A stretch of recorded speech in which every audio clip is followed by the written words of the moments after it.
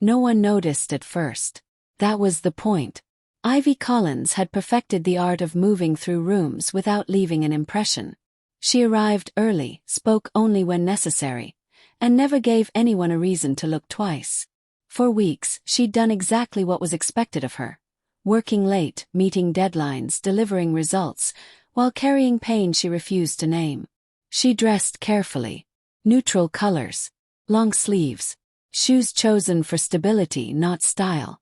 She smiled when spoken to. She answered emails on time. She made sure nothing about her invited questions. Because questions led to attention. And attention had never made her safer. The building hummed with its usual rhythm. Keycards beeping, elevators whispering upward, executives moving with practiced confidence. To everyone else it was just another workday. To Ivy it was another test of endurance. What she didn't know was that someone had already noticed the way she moved. Not the managers rushing past her. Not the colleagues too busy with their own ambitions. But the man who never looked away. Kang Min-Jae sat at the far end of the room, silent, observant. His presence bending the atmosphere without effort. CEO to the public. Power broker in private.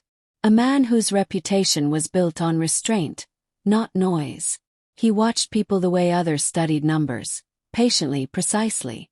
When Ivy stood to speak, the room focused on the data. Min-Jae focused on her. The slight hesitation before she moved. The controlled breath she took before speaking. The way her hand briefly pressed against the edge of the table as if grounding herself. It wasn't weakness he saw. It was concealment. As her presentation ended, polite nods circled the table. Chairs shifted. Pens tap. The meeting was already moving on. Then Ivy faltered. Just for a moment. Enough. The room reacted too late. But Min-Jae didn't. He was on his feet before anyone understood why. When Ivy swayed, when the careful balance she'd maintained finally cracked, she didn't fall alone. Strong hands steadied her. The room went silent as Kang Min-Jae caught the one person everyone else had overlooked. For the first time in weeks, Ivy felt herself fully seen. And in that instant everything changed. Because when the most dangerous man in the room recognizes your pain, silence is no longer an option. This is not a story about rescue. It's a story about what happens when power finally notices what it can't ignore, and decides to act. Ivy Collins had learned early that pain was easier to manage when no one knew it existed. She woke before her alarm every morning, not because she was eager, but because her body had trained itself to brace for the day. The apartment was always quiet at that hour. Gray light slipping through the blinds, the city still half asleep. She moved carefully, deliberately, as if every action needed permission. Coffee first. Shower second. Clothes chosen not for how they looked, but for what they concealed. Discipline was her armor. At work, Ivy was exactly what the company required and nothing more. She arrived on time, left late, and spoke with precision. Her reports were sharp, her insights quietly invaluable. Numbers behaved for her in ways they didn't for others. Patterns revealed themselves. Risks surfaced early. But Ivy never took credit beyond what was necessary. She never lingered after meetings. Never joined the casual conversations near the elevators. Invisibility wasn't accidental. It was survival. She had learned that being noticed came with expectations, assumptions, and scrutiny. Being overlooked meant freedom, limited, fragile freedom, but freedom all the same. So she perfected the art of blending in. Neutral expressions. Controlled posture. A calm voice that never betrayed strain. If someone asked how she was doing, the answer was always the same. I'm fine. Even when she wasn't. Especially then. Her co-workers saw a competent analyst. Her managers saw a reliable performer. No one saw the way she held herself just a fraction too stiffly, or how she paused before sitting down, or how she measured each step like the floor might shift beneath her. Those details were easy to miss when you weren't looking for them. And no one ever was. Ivy ate lunch at her desk, not because she loved working through breaks, but because it allowed her to stay still. Movement drew attention. Attention invited questions. She kept her world small and predictable. Emails, screens, deadlines, control. Pain became something she cataloged like data. Manageable if contained. Dangerous only when exposed. She told herself she could endure anything if she didn't acknowledge it too closely. That whatever she was carrying would eventually pass if she kept moving forward. That silence was not weakness, but strategy. By the time the afternoon meetings began, Ivy was already tired. Not the kind of tired that sleep fixes, but the kind that settles into your bones. Still, she straightened her shoulders, smoothed her expression, and took her seat like she always did. No complaints, no hesitation. Just another woman at the table. Just another body doing its job. No one knew what it cost her to stay that way. And Ivy had built her entire life on making sure they never would. Silence had never felt like a choice to Ivy. Felt like a calculation. She had learned over time which truths were safe to carry and which ones invited consequences. Words had weight. Once released, they couldn't be gathered back up. And Ivy had seen what happened to people who spoke too freely. Meetings where concerns were noted and quietly ignored. Smiles that hardened after someone asked the wrong question. Careers that stalled without explanation. So she learned restraint. When something felt wrong, she documented it privately. When a line was crossed, she stepped back instead of forward. When discomfort crept in, she absorbed it and kept moving. Speaking up required energy she couldn't spare, and faith in systems that had never proven trustworthy. Silence, on the other hand, worked. At least on the surface. It allowed her to keep her job, pay her rent, to maintain the fragile independence she had built piece by careful piece. It let her exist without becoming a problem that needed to be managed. But it came at a cost she rarely acknowledged. Every unspoken word settled somewhere inside her, tightening like a knot. The things she didn't say followed her home at night, lingered in the quiet moments, surfaced when she was alone with her thoughts. Silence demanded constant vigilance, monitoring her tone, her posture, her reactions, making sure nothing slipped through the cracks. Even her body had learned to cooperate. Pain was something to be endured quietly, efficiently. She treated it like an inconvenience rather than a warning. A signal she could override with enough discipline and determination. That discipline earned her respect, but not understanding. People assumed she was fine because she never said otherwise. They assumed strength because she never faltered publicly. And Ivy let them, because correcting that assumption would mean explaining things she wasn't ready to explain. There were moments, brief, dangerous moments, when she considered breaking that silence. When the weight of holding everything in felt heavier than the risk of being heard. But those moments always passed. Fear was persuasive. Experience even more so. She told herself she was being smart, strategic, that survival required compromise. Still, there were nights when she lay awake, staring at the ceiling, wondering what it would feel like to speak without calculating the consequences first. To be believed without having to prove anything. To exist without bracing herself for the cost of honesty. By morning, those thoughts were neatly folded away. Ivy rose, dressed, and returned to the version of herself the world recognized. The composed professional, the quiet presence, the woman who never made trouble. Silence wrapped around her like a second skin, familiar and suffocating all at once. Kept her safe. Kept her invisible. And with every day she chose it, the price grew higher, even if no one else noticed. The office liked to believe it was fair. That was the story it told itself.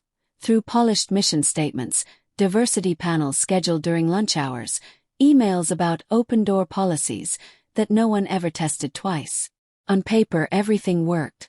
Problems were addressed. Concerns were reviewed. People were valued. In practice, the system moved differently. It rewarded productivity, not well-being. Results, not context. As long as the numbers were right and the deadlines met, everything else became background noise. Ivy understood this better than most. She had seen how easily discomfort disappeared once it became inconvenient.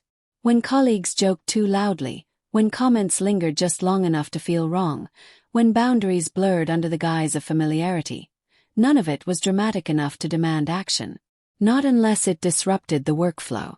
Not unless it threatened someone important. So it went unnoticed. Managers praised Ivy's consistency without asking what it took to maintain it. They complimented her composure, her reliability, her low-maintenance nature. She was dependable, easy, never emotional. The kind of employee people liked because she never required anything extra. Meetings moved quickly. Slides advanced. Decisions were made in confident voices. No one noticed how Ivy's attention sometimes drifted, how she pressed her pen too firmly into her notebook, how her shoulders remained tense long after discussions ended. Those details didn't register as problems. They didn't affect output. And if something didn't affect output, it didn't exist. Human resources spoke the language of procedure. Forms, timelines, neutral expressions that suggested concern without commitment. Everything had to be substantiated, witnessed, verified. If harm couldn't be neatly documented, it became a misunderstanding. If pain couldn't be quantified, it became subjective. Ivy learned that quickly. She watched how complaints softened as they traveled upward, how urgency dissolved into careful phrasing, how silence was often interpreted as resolution. The system wasn't designed to notice quiet suffering. It was designed to minimize disruption. And Ivy was very good at not disrupting anything. There was a particular kind of cruelty in that blindness. Not loud, not intentional, but persistent. It lived in the way people looked past her without meaning to. In the assumption that competence equaled comfort. In the ease with which responsibility was deflected. The system didn't fail loudly. It failed quietly, efficiently every day. By the time Ivy entered the executive floor that afternoon, she already knew what to expect. Professional smiles. Polite nods. A room full of people who would listen to her work and miss everything else. She straightened her posture and took her seat. Just another presence among many. The system hummed on, unaware, unbothered. It had no idea what it was overlooking. And it had no idea that, this time, someone else was watching too. Kang Min-Jae did not announce himself when he entered a room. He didn't need to. The shift happened anyway, subtle, instinctive. Conversations lowered. Movements slowed. People adjusted their posture without realizing why. His presence carried weight, not because he demanded attention, but because he absorbed it. He took his seat with measured ease. Dark suit immaculate, expression unreadable. To the untrained eye, he looked like any other executive. Composed, distant, untouchable. But those who had been in his orbit long enough understood the difference. Min-Jae didn't skim surfaces. He studied depths. While others scanned agendas and performance metrics, he watched people. He noticed patterns in behavior the way some men notice flaws in numbers. Who spoke first? Who hesitated? Who looked relieved when attention shifted elsewhere? Silence to him was never empty. It was information. Ivy Collins did not know when she first entered his awareness. She would have assumed she never had. She didn't command rooms. She didn't challenge authority. She didn't seek visibility. But Min-Jae had noticed her long before that afternoon. He noticed consistency, precision, the absence of ego where one should have existed. He noticed how her reports anticipated problems others missed. How her conclusions were careful but unafraid. Intelligence without noise always caught his attention. What held it was something else. As the meeting unfolded, Min-Jae listened to Ivy's presentation with the same focus he gave everything important. The data was solid, impressive even, but his gaze lingered on the spaces between her movements, the controlled stillness, the way she shifted her weight only when she thought no one was looking. The brief tightening of her jaw before she spoke. She was guarding something. Min-Jae leaned back slightly, eyes narrowing not in suspicion, but recognition. He had seen this before. Not weakness, not fear. Endurance stretched too thin. When Ivy finished and returned to her seat, the room responded as expected. Polite nods, murmured approval, the meeting pressing forward. To everyone else, it was a seamless transition. To Min-Jae, it was a warning. He watched as the color drained subtly from her face, as her hand reached instinctively for the table's edge. Watched the moment she misjudged the distance between stillness and collapse. He was already standing when it happened. The room reacted slowly, confused by the interruption. Chairs scraped. Voices rose. But Min-Jae moved with quiet certainty, steadying her before gravity could finish what strain had started. Up close, the signs were impossible to ignore. The tension in her body. The shallow breath she tried to hide. The reflexive apology she murmured even as she faltered. Min-Jae's grip tightened. Not possessive, not gentle, but protective in the way of someone who understood exactly what he was seeing. For the first time, Ivy looked at him fully. And for the first time in a long while, someone looked back at her without distraction. Min-Jae met her gaze, and something unreadable passed between them. Not curiosity, not pity. Decision. The meeting no longer mattered. The system no longer mattered. What mattered was the woman everyone else had overlooked, and the truth her body had finally betrayed. And Kang Min-Jae never ignored what others failed to see. Time seemed to narrow around that single moment. Ivy was aware of the room only in fragments, the polished table beneath her fingertips, the muted rustle of movement, the faint echo of her own breath sounding too loud in her ears. She tried to steady herself, tried to recover the composure she had trained so carefully, but her body no longer obeyed. Kang Min-Jae did not rush her. He didn't ask questions. He simply adjusted his stance, grounding her before she could pull away. Up close, his attention was unervingly precise. Not on her embarrassment, not on the spectacle unfolding around them. Her. His eyes traced what others had missed. The way she guarded one side of her body, the shallow rise and fall of her chest, the faint tremor she worked so hard to suppress. It wasn't dramatic. It didn't need to be. Pain had a language of its own, and Min-Jae was fluent in it. "You're hurt," he said quietly. It wasn't an accusation. It was an observation. Ivy instinctively shook her head. "I'm fine," she replied, the words automatic, practiced. The same ones she had used for weeks. The same ones that had always worked. They didn't work now. Min-Jae's gaze didn't waver. He shifted slightly, enough to shield her from the room without drawing more attention. In that small movement something changed. The space around them felt contained, deliberate, as if the rest of the world had been pushed back a step. "This isn't fine," he said. No one had ever said it like that before. So calmly, so certainly. Not as concern, not as disbelief, but as fact. Ivy felt the strange urge to explain herself, to justify the pain, to make it smaller. She swallowed instead. Around them, voices murmured. Someone suggested a break. Another asked if she needed water. Practical solutions to a problem they still hadn't fully seen. Min-Jae saw it. He noticed how Ivy flinched when she tried to straighten, how her fingers curled briefly into his sleeve before she caught herself. He noticed the way her breathing hitched when she moved, the effort it took for her to stay upright. His jaw tightened just slightly. "This meeting is over," he said, not raising his voice, yet leaving no room for argument. The room stilled. Authority settled into place as naturally as gravity. Min-Jae turned his attention back to Ivy, lowering his voice so only she could hear. "You don't have to explain right now." The words landed heavier than she expected. Not because they demanded anything, but because they didn't. For the first time, Ivy felt the burden of her silence shift. Not disappear. Not resolve. But move from her shoulders to someone else's awareness. Min-Jae adjusted his grip, steady and unyielding. He wasn't asking permission. He wasn't waiting for approval. He had seen her.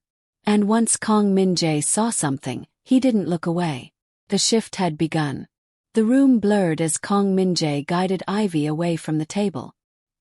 He didn't rush her, but he didn't allow hesitation either. His hand remained firm at her back, steering her through the stunned silence, past faces that had only just begun to register what was happening. No one tried to stop them. No one spoke. Authority cleared a path more effectively than words ever could. The doors closed behind them, sealing off the noise, the questions, the system that had watched without seeing. The hallway was quiet, carpeted, private in the way only executive spaces were meant to be. Ivy became acutely aware of how close he was, how carefully he adjusted his pace to match hers. She tried to pull away. Instinct, pride, habit. "I can walk," she said, though the effort it took to stand betrayed her. Min-Jae glanced at her. Not sharply, not unkindly. "I know," he replied. "You don't have to." It wasn't permission. It was acknowledgement. They entered a smaller room. Glass walls that frosted at the touch of a switch, cutting them off completely. The shift was immediate. The air felt heavier, more contained. Min-Jae guided her to a chair and waited until she was seated before stepping back, giving her space without retreating. "You're safe here," he said. The words should have felt comforting. Instead, they unsettled her. Safety had always come with conditions. Ivy folded her hands in her lap, willing the slight tremor in her fingers to stop. "I don't want trouble," she said quietly. It wasn't a plea. It was a reflex. Min-Jae studied her for a long moment. Not the kind of look that measured worth, but the kind that measured truth. "Trouble already found you," he said. "You've just been carrying it alone." She opened her mouth to deny it, to minimize, to smooth the edges the way she always did. The words caught. The effort felt suddenly pointless. Min-Jae stepped closer, lowering his voice. "You don't owe me an explanation yet. But you will not be returning to that room." Something in his tone made it clear this was not a suggestion. Ivy's breath hitched, frustration and relief tangling together. "You don't know what this costs," she said. His expression didn't change, but his eyes sharpened. "I know exactly what it costs," he replied. "I also know what it costs to do nothing." He reached for his phone, already issuing quiet instructions in a language she didn't understand. Names were spoken. Doors were mentioned. Arrangements made. Protection unfolding in real time. Ivy watched, heart pounding, as the reality of it settled in. She had been removed, from the meeting, from the crowd, from the careful invisibility she had built. Min-Jae ended the call and looked back at her. "From this moment on," he said, "you are not handling this alone." The space between them felt charged, not with threat, but with inevitability. Whatever came next, there was no going back. The quiet pressed in once the door sealed behind them. Without the hum of voices or the safety of distance, Ivy felt exposed in a way she wasn't used to. She sat very still, shoulders tight, eyes fixed on a spot just past Kang Min-Jae as if looking directly at him might tip something out of balance. He didn't speak right away. That somehow was worse.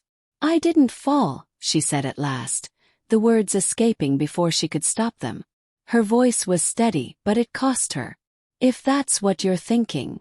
Min-Jae leaned against the edge of the table, arms relaxed, posture deceptively casual. "I wasn't," he replied. The simplicity of the answer unsettled her. Ivy swallowed. Silence had always been her shield, but now it felt thin, transparent. She had been trained to deny first, to soften later, to retreat if necessary. Old habits rose instinctively. "It's nothing," she continued. "Just bad timing. I'll be fine." Min-Jae's gaze held hers, unwavering. There was no impatience in it. No doubt. Only patience sharpened by certainty. "You're protecting someone," he said quietly. The words landed with more force than accusation ever could. Ivy's breath stuttered. "I'm protecting myself," she corrected, though the distinction felt fragile even to her. Min-Jae nodded once, as if acknowledging the truth in that. "Then tell me what you're protecting yourself from." She laughed softly, the sound hollow. "You wouldn't believe me. Try me." The invitation was calm. Absolute. Ivy looked down at her hands. At the faint tremor she could no longer hide. The room felt smaller, warmer, the air harder to draw into her lungs. This was the moment she usually escaped, changed the subject, found a reason to leave, swallowed the truth before it reached her mouth. But she couldn't leave.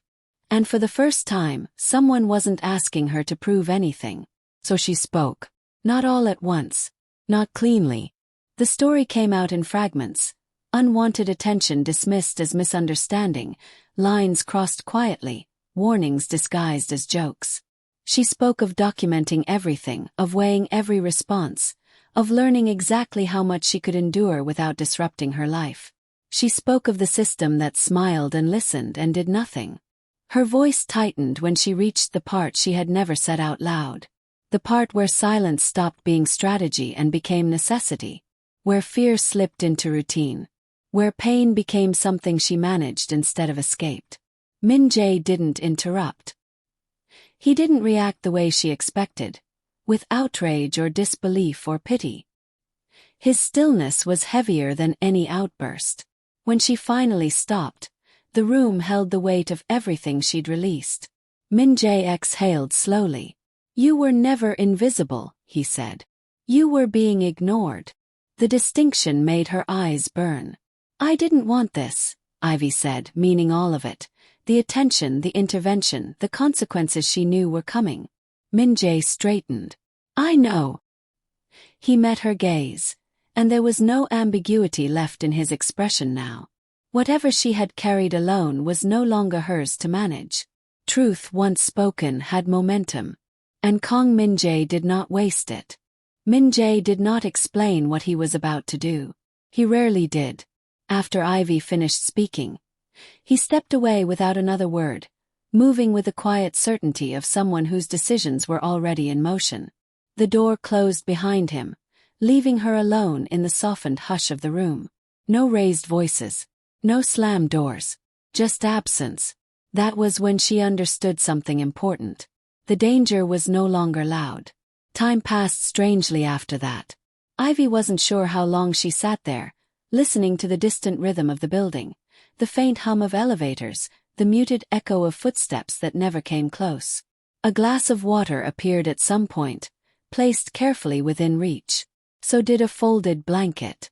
She hadn't heard anyone enter. The building was still working. Just not for her anymore. Her phone vibrated once. No name. No explanation. "You're done for the day. Transportation is arranged. Don't worry about your things." She stared at the screen, heart thudding, trying to read between the lines. The message didn't threaten. Didn't reassure. Simply stated reality the way gravity did. Elsewhere in the building, meetings were ending early. Calendars were quietly adjusted. A few doors closed that rarely did. Conversations happened behind frosted glass, voices low, careful. People who had always felt untouchable found themselves waiting without knowing why. No one raised their voice. No one needed to. Paper trails were followed. Access was revoked. Authority shifted hands so smoothly it looked accidental. The system that had once moved around Ivy now moved because of her, though she would never see the full shape of it. By the time Min-Jae returned, the weight in the air had changed. He looked the same as before, composed, precise, but something in his stillness had sharpened. He didn't sit. He didn't ask if she was all right. He simply met her gaze and nodded once. "It's handled," he said. Ivy's stomach tightened. "What does that mean?" "It means," Min-Jae replied evenly, "that no one involved will be in a position to hurt you again." The phrasing was deliberate. Not punished. Not destroyed. Removed. She searched his face for something. Regret, maybe, or satisfaction, but found neither. Only finality. "And the others?" she asked quietly. Min-Jae's eyes flickered just briefly. "They'll understand the cost of not noticing." Ivy absorbed that in silence. Part of her recoiled at the ease of it, the speed with which consequences had arrived once power decided to care. Another part, smaller, more dangerous, felt a release she hadn't allowed herself before. Relief edged with fear. Min-Jae stepped aside, gesturing toward the door. "You're not returning to your desk," he said. "Tonight or after." Her throat tightened. "You're changing my life." Yes, he agreed. I am. There was no apology in it. Power had moved. Quietly. Completely. And Ivy understood with unsettling clarity that silence was no longer protecting her. Something else was. The city looked different from this height. Ivy stood near the window, arms folded loosely around herself, watching the lights stitch patterns across the dark. The room was quiet, expansive, carefully controlled. Nothing here felt accidental. Not the soft hum of the air, not the way the doors locked without sound, not the presence of security she never quite saw but always felt. She was safe. That realization settled slowly, uneasily. Safety had never come so abruptly, so completely. It wrapped around her like a coat she hadn't chosen, heavy with warmth and weight. Behind her, Kang Min-Jae moved through the space with the same calm authority he carried everywhere. He hadn't told her where they were going when he guided her out of the building. He hadn't needed to. She had followed because the alternative, returning to what had been, no longer existed. You can stay here as long as you need, he said, his voice steady, factual. No one will reach you without my consent. Ivy turned to face him. And after? Min-Jae studied her for a moment, as if considering how much truth to give. After, he said, we decide what your life looks like now. The words landed softly, but they carried finality. She nodded, though something tightened in her chest. Being seen had changed everything. Being protected had ended something she hadn't realized she was already losing. Freedom, fragile as it had been. I didn't ask for this, she said, not accusing, just stating fact. I know, Min-Jae replied. You endured instead. The acknowledgement was precise, almost intimate. Ivy felt exposed in a way she hadn't before, not because he misunderstood her, but because he didn't. She thought of her apartment, her routine, the careful anonymity she had built. It hadn't been much, but it had been hers. Now, even the silence around her belonged to someone else. What do you want from me? She asked quietly. Min-Jae met her gaze without hesitation. Awareness, he said. Honesty. And time. For what? For you to understand what it means to be protected by me. The answer was not comforting. It wasn't meant to be. Ivy looked back out at the city. Somewhere below, life continued as it always had. People moving freely, making choices without calculating the cost. She had crossed a threshold she couldn't uncross. She was seen now. Truly seen. She was safe. Undeniably so. And she was no longer free in the way she once had been. Min-Jae joined her at the window, close but not touching. This doesn't have to be a cage, he said. But it will never be invisible. Ivy closed her eyes briefly, letting the truth of that settle. Survival had brought her here. What came next would require something else entirely.